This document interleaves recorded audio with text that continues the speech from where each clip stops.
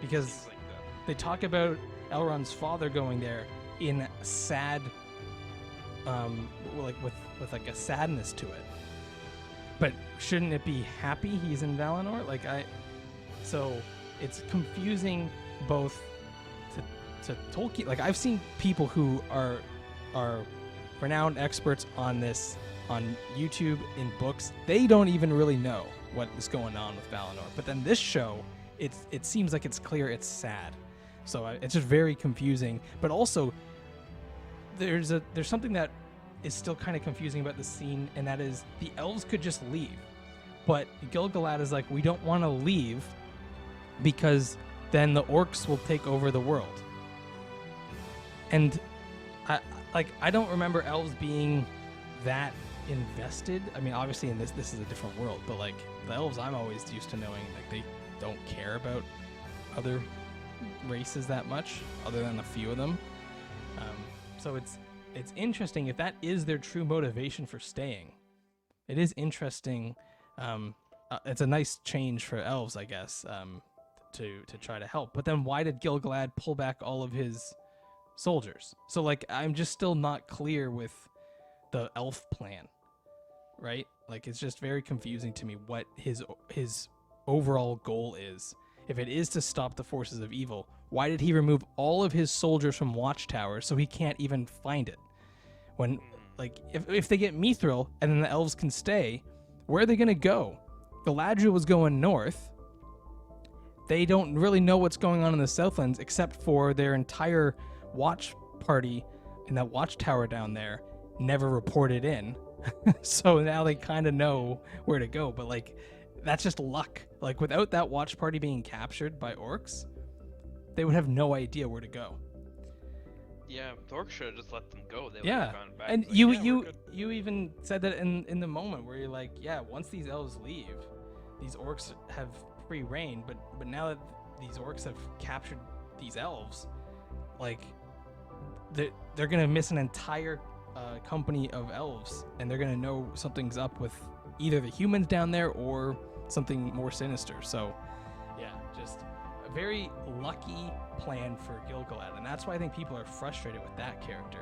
His actions, despite him seeming to be smart because he knows about Mithril, he knows about Sauron, he then says in the same breath, I know about Sauron, therefore everyone, we're leaving. And then goes, we know about Mithril, but I need you to break your oath and tell me they have it, because then the elves need it to stay to fight the orcs, which we have abandoned our watch post looking out for. Like, it's so confusing. What is the goal here? Then we go back to Numenor and we see men drinking and singing. Yep. And Isildur pulls his what's his? Do you still have his name? No, I already got rid of it. Valandil. That's right. Aside, and he wants now that Valandil's lieutenant, Isildur wants him to try to take him, see if he can take him on the expedition. That does not go well, despite there being a really rough exchange here where he goes, Isildur, I hate you, but you're still my best friend. And then there's this guy. He's like, what? Like, Isildur got us fired. And now he's still your best friend even after he punched you? It's like, what's going on here? This poor guy. Well, yeah, but it's not just that. He's like saying like, or what's his name? Ortho or Ontimo? Yeah. You're not really my friend. Only Isildur's my friend. And there's just this shot of him just like, huh? Like me, like, we're not friends? What's going on? What a weird scene. I mean, I like the idea of Isildur being this like creep guy that's like, I need you to get me on that ship. Like, he's clearly fallen from grace massively. But that scene where the guy just throws this other guy under the bus, like, that guy's not even my friend.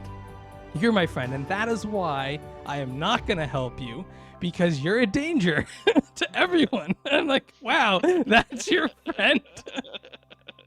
The guy that's a normal dude, not your friend, is Isildur. A danger to everyone around him is your friend. And he also says, look, if I let you hit me twice, and then Oh yeah. and he hits him anyway and still says he can't come. Yeah. He hits him, and then he's like, that counts as 3 because it was such a hard punch. And then he's like, you still can't come. I'm like, wait, then the exchange, you punched him for nothing. You can't punch him and then say no.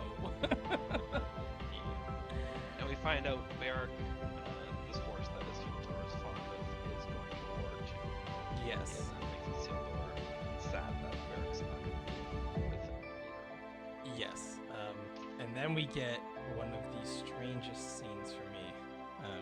This is when Kemen's on the boat. Yeah, so we've got the sun. So the sun. Okay, I'm gonna try to break this down. This guy doesn't care.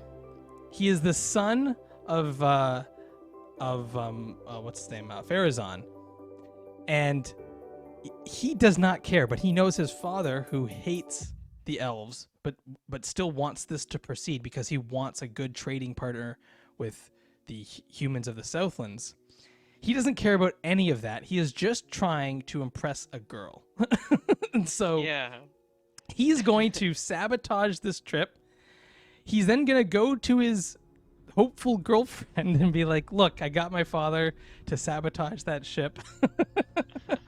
So now we can be together. His plan is just the most... And his dad literally explained to him how to really be a politician. We need to help this elf in the short term, because in the long term, it gives us an in with the humans of the Southlands. It doesn't help the elves, because it's just Galadriel, and she's not even in the charge of this thing. She's an exile. Yeah, she's an exiled elf that's just part of our we're helping her get to Middle Earth, but that's it. She's just gonna like come along with us. She has no political power. She can't negotiate anything. So the humans will be in our debt. We saved them, not Galadriel. And yet this guy is like, I don't care about any of that. I don't care about Numenor. I just like this one girl who doesn't want her brother and dad to go to war. So I'm gonna sabotage the entire thing. And so he goes onto this ship with a lantern, and he's going to open up casks of ale. Yeah, and try to burn it. And down. try to burn the ship down.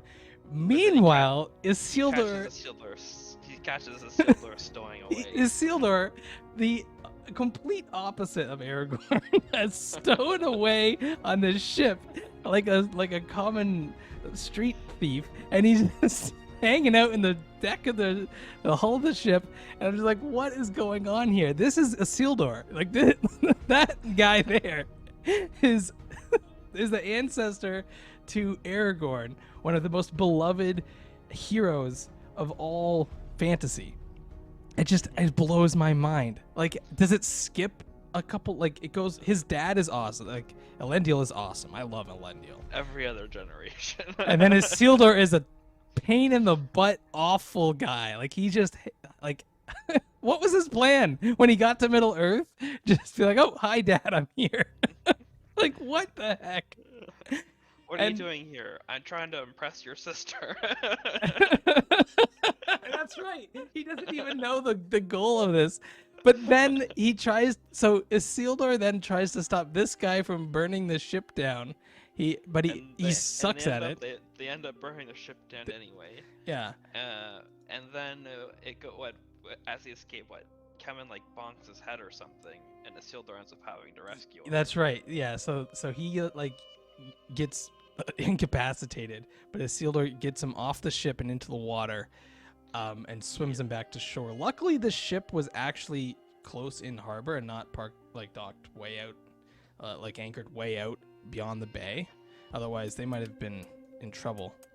But that ship explodes, as if I thought it was maybe like gunpowder or something.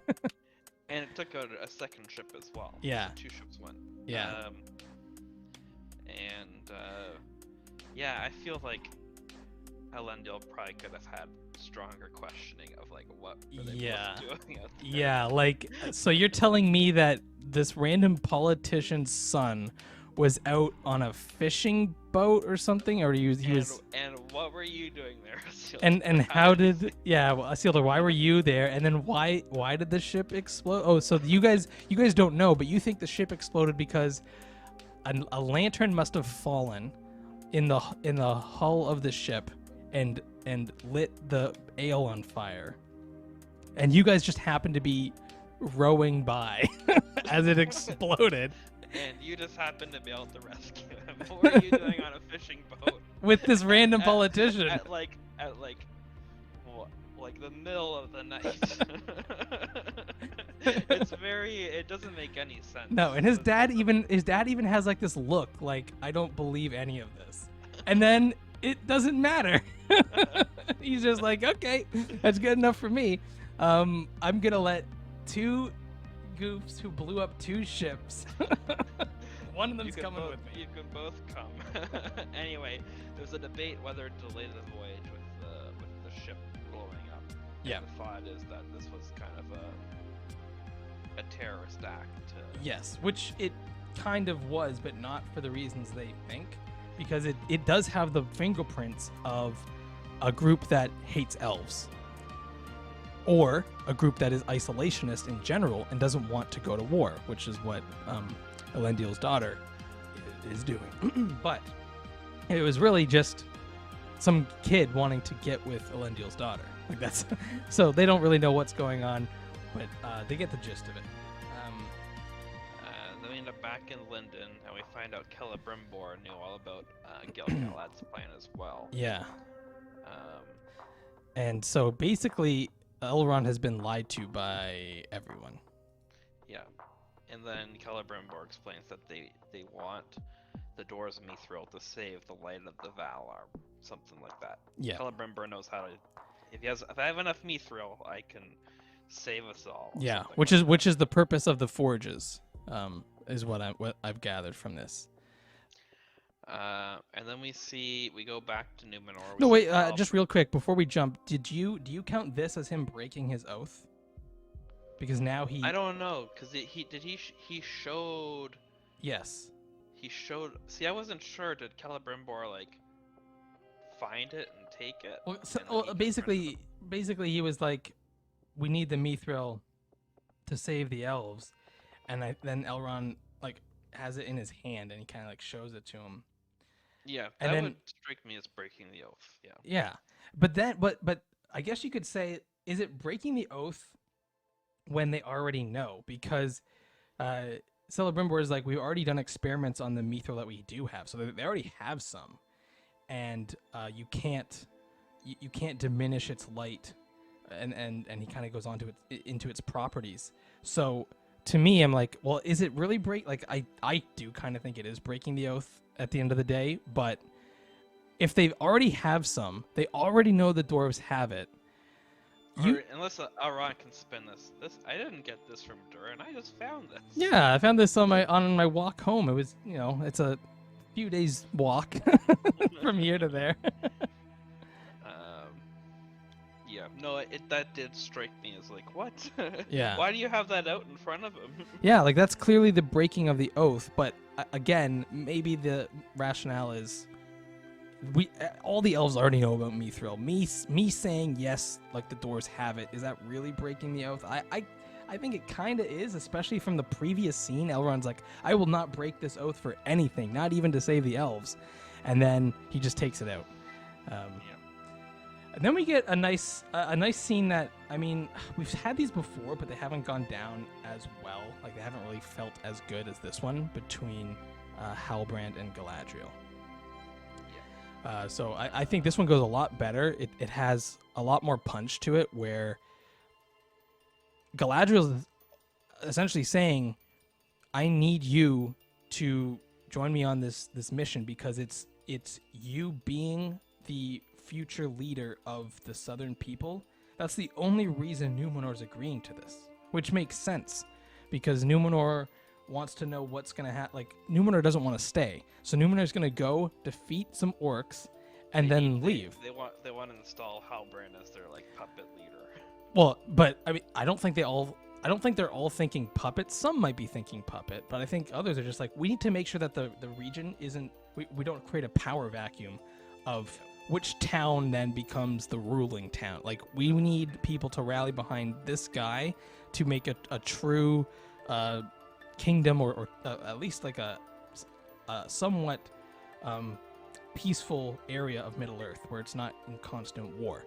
And Halbrand is still saying, like, Halbrand has been very clear, I don't want to go back. You keep trying to drag me back to a place that I tried to escape from because it's full of orcs and bad stuff. So I like both of these people were very passionate in this scene, and I thought it was really well done. Yeah.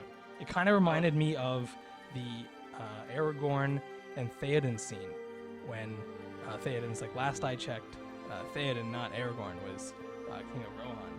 And you're like, oh man, these two are like not seeing eye to eye, yet they're both very passionate about what it is they want done. So yeah. Yeah, I'll just read my notes. So Halbrand says he has a dark past, and he swore. What did I write here? He swore never to go back to the Southlands, and he says that the people won't accept him, and neither would Galadriel, as she knew what he did to survive.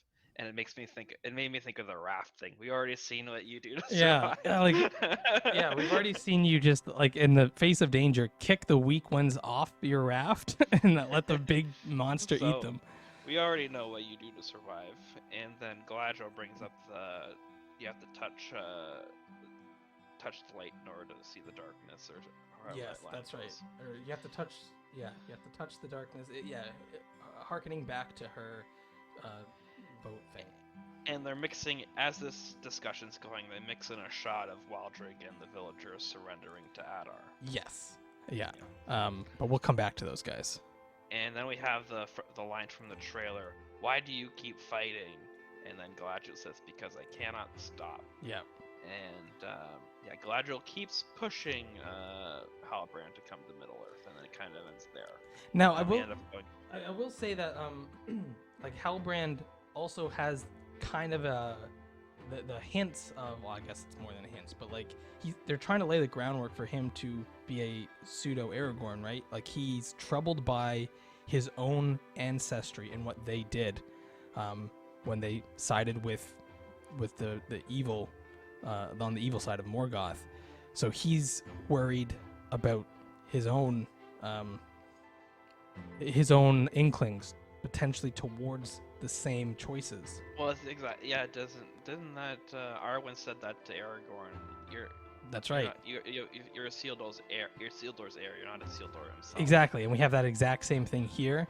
Different wording though, but see, this is better. Like, it would be way worse for them to literally copy line for line Arwen and Aragorn, because that's not this relationship here. But this, it works Men here. like you, but not you yourself. Yes, Like and then Galadriel fully admits, I think it's maybe a bit too, she maybe knows herself a little too well in this scene, because she fully admits that she's just out for vengeance, and she can't stop anymore. Like, it's now, this is her only thing, is to keep driving to kill orcs and kill Sauron. Like, that's all she has. I'm sure other people, because there's a part where he says, and this is more Halbrand being Sauron thing, he says, "I'm sorry for what happened to your brother," but it sounds like it's almost too personal. Like, I'm sorry in the sense that I actually did this directly to your brother. I'm sorry I did it to your brother. Yeah, I know. I just want to stay here and be a blacksmith now. That's a different time in my life. Yeah, I'm not that guy anymore. You said yourself. That's a different time in my life. I just want to stay here and be a blacksmith now. But what I will say, if Halbrand is Sauron, he is sorrowful in this scene. Like, he is not smirking behind the kid. Like, we get close-ups of him, which we if he's Sauron, do not do close-ups of him being sad behind someone's back, because that's just for the audience. That's a straight-up fake out. He is sad. She's not even looking at him, and he is sad. Okay. So that is why I'm leaning towards him not being Sauron, or maybe being a regretful Sauron if he is Sauron, which would be interesting. But anyway, this scene, to me, this scene and the elf dwarf scenes, those two together in this one episode is why I think this episode might be the best one so far. because it's starting. This dialogue is much better. This is something that we've been, maybe me more than you, and maybe more than other people, but I've been harping on this dialogue nonstop, and I'm happy with a lot of the dialogue here. So we go to Waldrick, and he is pledging loyalty to Sauron, and Adar seems upset that That's right. he just got called Sauron. Which is interesting. So now we have one less person to be considered Sauron. Then he throws Waldrick aside, and Waldrick says, "You are Sauron, aren't you?" Yeah, like, who are you? Well, I pledge loyalty to you, whoever you Yeah. are. Waldrick, you went from being like one of my favorite characters just because you fit so well into the world to this sniveling, groveling, like, it's so painful to watch. What have they done to you? Well, I pledge loyalty to you. Whoever you are, we'll pledge loyalty to you. Well, whoever comes and takes over next, we pledge loyalty to them too. We were part of the elves for a little bit, but now we're back to the orcs. It's fine. And then Adar says only something about blood. You need the blood to keep an oath. So this is weird to me. Why is Waldrick the one, like I guess he is the one that led the people out of the watchtower, but does everyone have to pledge a blood oath? Like, do you only get to keep... It made me half think, or that about half of them are gonna die because each of them need to sacrifice. It's like you have the one has to be sacrificed, one has to be the pledger. Yeah. So only half of them are gonna make it. Or can you do like a Jon Snow thing where you have one guy and you all stab? We all go stab Rowan. And the funny thing is that Adar doesn't understand, maybe, is that this kid, he is the most on their team.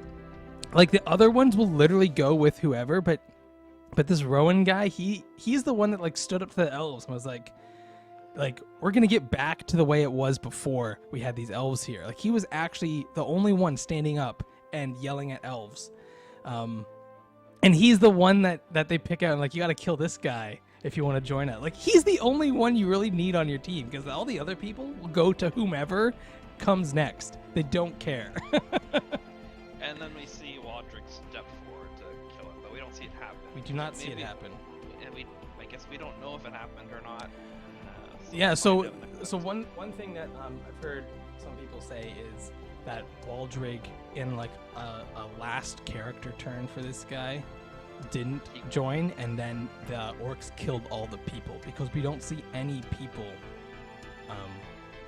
with them in a later scene. So that's just one thought, but like, I don't know. Like, it's clearly a cutaway. They want to leave some mystery there. Well, I mean, think about it. He could. I mean, he's not gonna do it. But he could pull whatever. Remember when Arondir was thinking of killing? That's right. Because Adar's literally holding him. He Yeah. could go over, and instead of stabbing Rowan, he could just stab Adar. Yeah. And then maybe the orcs bow down to him now. Ooh, that'd be a good twist. That means we get to keep my favorite character. And he says, then he turns to the orcs and says, "Haha, I was Sauron all along." Yes. The Fellowship of the Two Kings called it.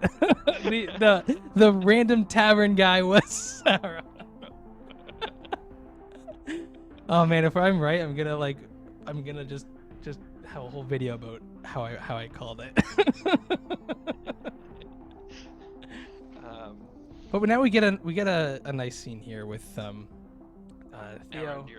Arondir and training Theo with the bow and arrow, and Theo asks why Arondir is staying, and it seems like Arondir likes Southerners, and then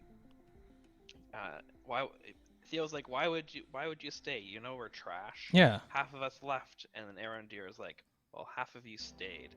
And I just thought, wow, Arondir is like a glass half full kind of guy. Yeah. Really, He's optimistic. Yeah.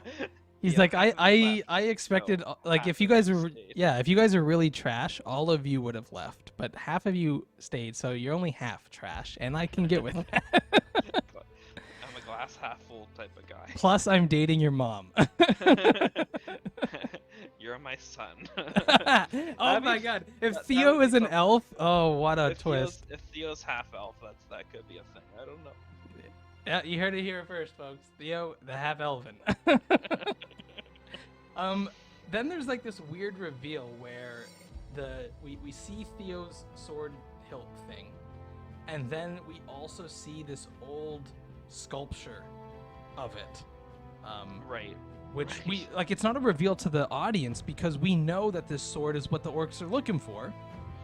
Yeah, he shows it. He shows Arendir the hilt, and Arendir recognizes it, and he just carries it over, and then it's here. This is where I saw it. Yeah, but Convenient. wait, does it? So Arendir doesn't feel the power of it. Like he doesn't seem to like wince or like notice anything about it. Like he touches it, right? So like it's kind of weird. Like is it not possessing its like I'm not sure what the power of the sword actually has anymore. I'm not really sure what's going on with it. Oh, I have no idea either. Because Bronwyn touches it too. She's holding it and she's just like looking at it like, oh, this is interesting. Maybe you can touch it, though. You just have like it's when you do the thing on your. Oh, arm. so it's only when you get blood on it does it like activate and start actively possessing people.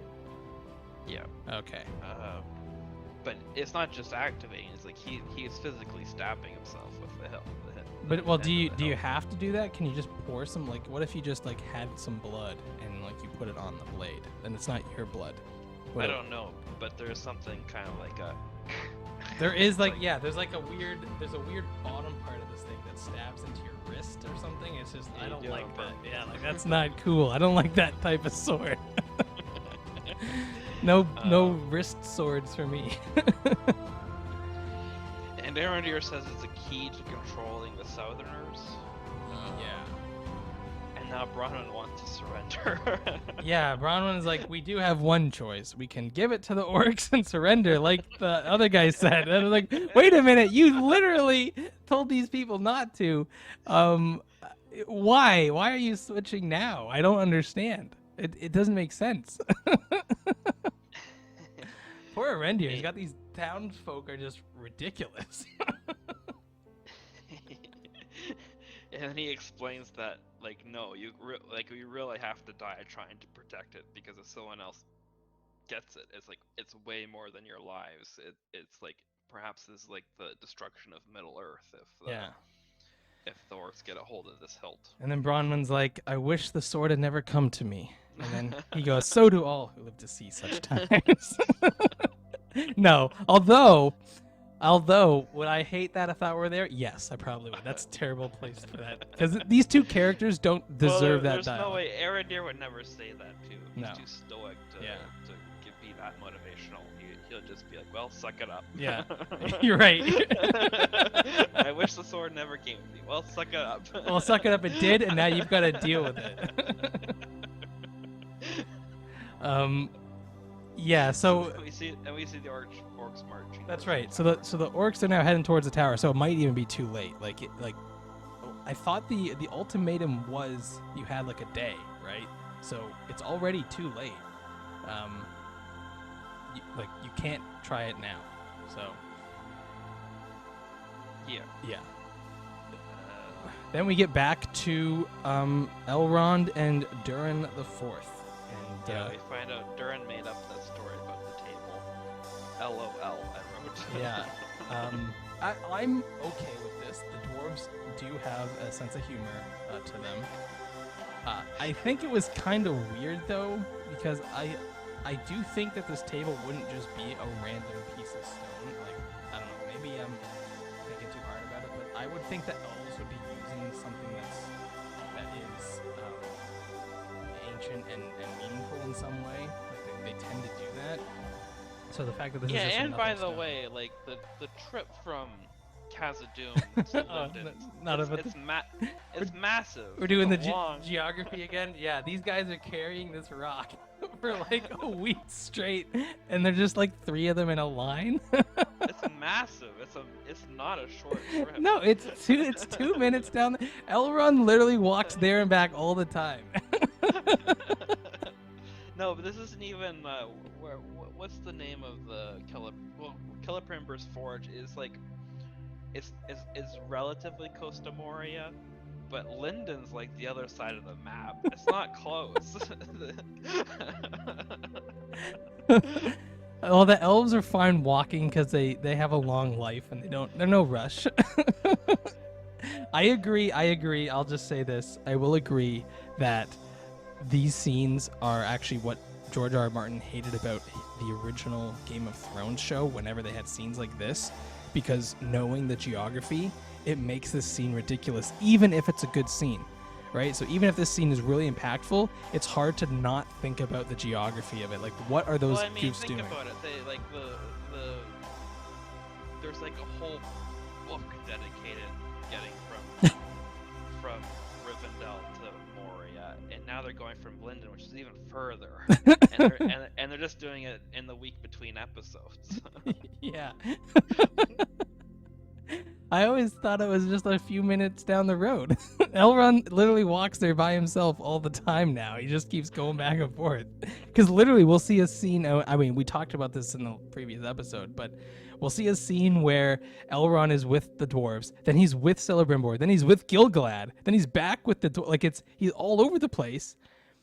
It seems like it's right there. Like I just Elrond's gets a lot of walking in. Yeah. You know. He's got the Fitbit up to 20,000 a day. Yeah.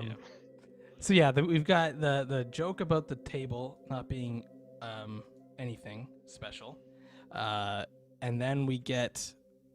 I think it's an interesting scene. It's kind of weird though, just the way it goes down. So you've got Durin is upset that the elves know about Mithril. He's not upset with Elrond though, which is interesting. He's upset. Yeah, you would think he thought you broke the oath. Like, I actually thought this was a perfect time to have another like harsh friendship moment where Durin is like, "I knew never trust an elf. You swore to me." Even Elrond phrases it in a weird way. Elrond phrases it like he broke the oath. He's like, I have broken my oath. I have been, I have lied to you. The elves have lied to you. And I'm like, wait, what are you confessing to here? You've done nothing. I mean, Elrond, you could have prefaced this with like, look, I was used. I didn't know that I was being used. Yeah.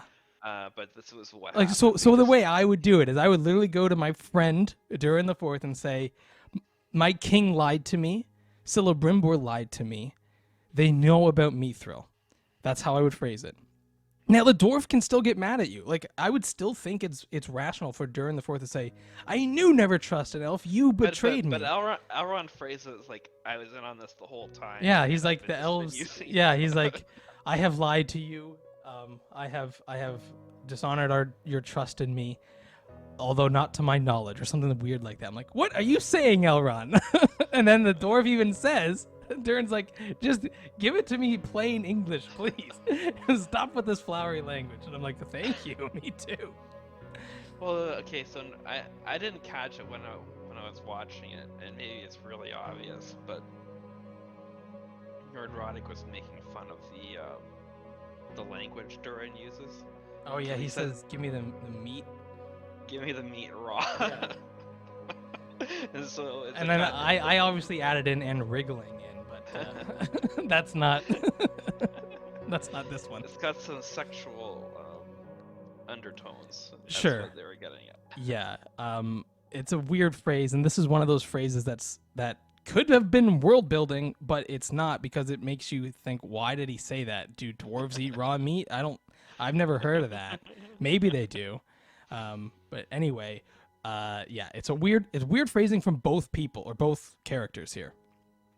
But once they start understanding each other, Durin forgives him. Like, Durin doesn't even question his honor, which, no. On the one hand, is that a character growth for Durin, who now trusts Elrond even in the midst of this weird conversation? He knows Elrond didn't betray him. Something else happened. Like, maybe that's a character growth for him, to trust his friend more, who has clearly gone out of his way to try to make friends with the dwarves, more than any other elf. But yeah, Elrond basically does tell Durin the importance of Mithril and how it has something to do with the survival of the elves. Yeah. And no. Durin really likes that the elves need him. In fact, he makes Elrond repeat it a few times. Yeah, which I will say Elrond handles this very graciously and gracefully. Like he does it very sincere, even though Durin is kind of being a bit of a dick here and kind of like, okay, tell me one more time, who do you need to save you? It's like, okay, Durin, we get it. You guys are gonna save the elves. Stop being like this. This is your like. If this was Gil-galad, maybe I would say, okay, go in this direction. This is your friend, Elrond. Like, this is not some random elf. So I like it's a bit much for me to do that to your friend, but Elrond handles it very gracefully and says, "Look, we need the dwarves. The dwarves are very important to our survival, and we are requesting your help." So I think Elrond handles this perfectly, except for the start. He could have just said what was going on without being weird. And then Durin agrees, and he says, "Okay, we just have to convince my dad now." Which is gonna be fun. I can't wait because now. So we've seen now Durin with the king of the elves, but we have not seen Elrond with the king of the dwarves. We've just seen these two together, and they're both friends with each other. Like they both trust each other. So now we're gonna get the opposite. So before it was Durin kind of having a go at the elf customs and making fun of their lack of knowledge of rock. Will Elrond reciprocate that kind of attitude, or will he be a little bit more graceful in how he handles it? I think he's going to go a little bit more in that direction, but at least we're going to get both sides of it, which I like. Because I do like how the dwarves and elves interact with when it's not these two, because these two are really good buds, but I like seeing that kind of a little bit of antagonistic attitude where it's like kind of pushing buttons, seeing if you can get someone to be a little bit angry at something you said. I like that. So then we go back to Halbrand, and we see he's looking at his crest. Then he gets summoned by the queen, and he leaves the crest behind. Yep. And then fake out, he takes it. Yeah, so and then we see him in armor. I lost my shit at that scene. So what I would have rather seen is have him, after his fight with Galadriel, have a 2-second scene of him going back to the forge and putting the crest somewhere. Then go to the elf and dwarf stuff. Then come back, have him get requested to see the queen. Have him leave, pull out to show the crest still there, and then have him go back. But to have him put it down and then get it like in the same scene within 2 seconds, that is such a bad fake out. It's so dumb. I cannot believe that. Like, so frustrating. Anyway. and then I wrote to war. So we're all going to war. Yeah, everyone's happy. And Isildur's sister is left alone with her dad and her brother gone. But she's gonna have a boyfriend now. Okay, she's got a boyfriend. That's great. And Elendil got Isildur his post back, and we find out that he's gonna be sweeping stables. So. Which is fine for him, it seemed. Like he takes that pretty well. I thought he was gonna freak out and be like, "How dare you? I am the son of the captain. I get like." I thought he was gonna be a little weenie about it, but he takes it and is like, "Yeah, you know what? I kind of don't deserve to be here, so I'm gonna whatever I can to stay on this ship." So I do like that aspect about it. And then he's friends with his friend again. Meanwhile, like the poor other friend is like, "Oh, damn it. This guy's back. That means I'm out of the picture." And then, we get Halbrand and Galadriel in her shiny new armor. Right. And that kind of, because we were talking about how that armor looks Gondorish before, and now we find out if it originates in Numenor. Now we understand why we were able to pick up on that. Which was the ancestor of the Gondor. That's right. Then that makes sense. Yeah. So like because she didn't have armor when she got here, so she's now borrowing armor. So it makes sense. And people were annoyed by there's a crest on her chest plate. It's like a star. And I can't remember the details, but people were saying there's no way that Galadriel's armor would have that because it belongs to some other house that she has like a little bit of a rivalry with. It turns out the shape of the star wasn't exactly right, but it still explains it because it's not Yeah. her. She's borrowing it from the But Numenorians. even if it was, as now I don't know the deeper lore of this, so I can't. Maybe I'm off base here, so people take this with a grain of salt. But even if it was the house that she was in a bit of a rivalry with, I thought it might have actually even added to this whole. Well, you have no armor. You are here requesting our help. Here's the armor you get, and her vengeance on Sauron pushes her to not even care about what's on her armor. She does not care. She doesn't care what she's wearing. She just wants to kill orcs and kill Sauron. So I think that would have almost, like, even if it had been the right crest, it would have added to this character trait of hers, which is pure vengeance. Right. And which is why I actually think, now I know this is not the Galadriel we know, but I like that they're really leaning into this. She's not wishy-washy on this. Her character gets herself into so much trouble because she does not care about anything except for her vengeance. Which is if she ever does get the character turn that we're expecting, there's been a lot of buildup. So it's gonna, if it works, it will be a pretty good moment, because we've had all this drag out to this point. Well, and I think we're due for some action. Like, yeah. So that's the one thing that I will say like the pacing is kind of weird with the show so far. I would like a few, like we could have the next 2 episodes could be pure action, and then one to kind of wrap it up. But see, that's just a weird pacing for a show when you only have 8 episodes. Like, really, you need to space this out. I just there's different ways to do it.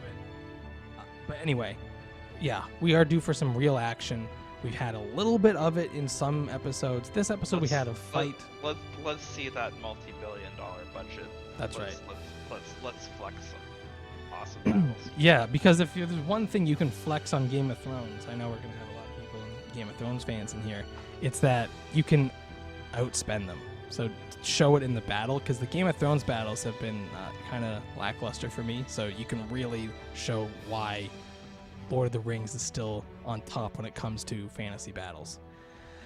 But yeah, that is the end of the episode. They sail off into the sunset. Hopefully we cut to, in the start of the next episode, cut to them at Middle Earth. I don't think we need any more sailing episodes, personally. But yeah, there's actually a lot. So I think the reason I like this episode also is there's a lot that is still questioned. So what is going on with Adar? We have no idea. We're now even more confused because he doesn't even like the word Sauron. The Meteor Man and Nori had a falling out. We now know that both the dwarves and the elves both want something. Yeah, it'd be a wild twist if like Adar's actually the good guy and he's like using the orcs for good to like prevent Sauron from coming back, and then Galadriel inadvertently brings Sauron there. And yeah, imagine if the orcs actually were good under Adar, and then and they're going after these humans because these humans are bad. Yeah, the humans are trying to get back to Sauron, and then Galadriel shows up with Sauron and screws it all up. Yeah, there's a lot of ways that this can go down to make characters' decisions really foolish, which is good because it gives you, when you're watching the scene, it gives you that dramatic irony of knowing more than the character. Because we know the future for a lot of these characters. So already, any scene that has a recognizable character, we have that baggage, for lack of a better word, that comes with it. So we know about Elrond. We know he's not in any danger here. So you need to make his scenes compelling in other ways. Like, will he break his oath? How is he going to convince the king of the dwarves to give all of their mithril to elves whom the king doesn't like, to save the elves? You know what I mean? Like, those are real conundrums. Hopefully it's a challenge. It's not just super easy for him to walk in there and say, hey, we need this. But still, like, it makes you perk up when you say, oh, how's he going to do this? But yeah, I think that's it. We'd like to hear from you guys now. What did you think about this episode? Personally, my favorite so far, actually. What about you? And if you're gonna rank the first 5 episodes, where you put this one? Oh, I couldn't even tell you. I didn't think it was the best one. No? But, Okay. No, I don't. But I don't have a ranking. I don't. Gotcha. know. But yeah, so let us know if you guys do have a ranking. Where did you see this one? I will say I've actually seen some people put out polls on both Twitter and YouTube. This one does score higher than the last 2, just in terms of people's enjoyability. The last 2 I've been kind of saying they're middle of the pack. This one I say it's their best one so far, and that seems to be a bit of a trend. There's still a lot of people hating on the show, obviously, but in terms of the I like the previous one. I thought. Oh, see, I didn't. I thought it was boring. It didn't have the Harfoots. We got more dwarfs. True. I will say the pros to that one: no Harfoots. Yeah. Harfoots are awful. But anyway, let us know down below. We'll love to read the comments. Maybe at the end we'll do like a whole comment section about people's various theories and whatnot. But in the meantime, please like and hit that subscribe, and we will see you on the next one.